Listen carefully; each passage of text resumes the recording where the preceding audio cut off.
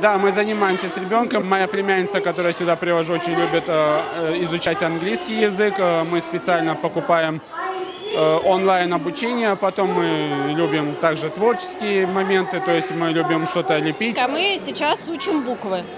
Вот. У нас это, конечно, плохо получается, потому что мы еще не разговариваем, но так, слоги, такое, да, цифры обязательно английский язык. По мере возможности, конечно, да.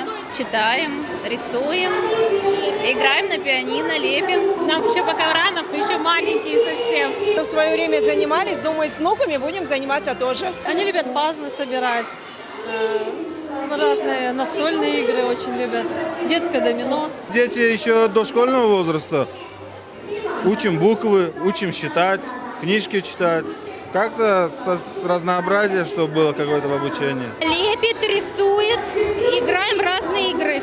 Настольные игры играем, то есть она очень любит вот с фишками, с кубиком, а вот шашки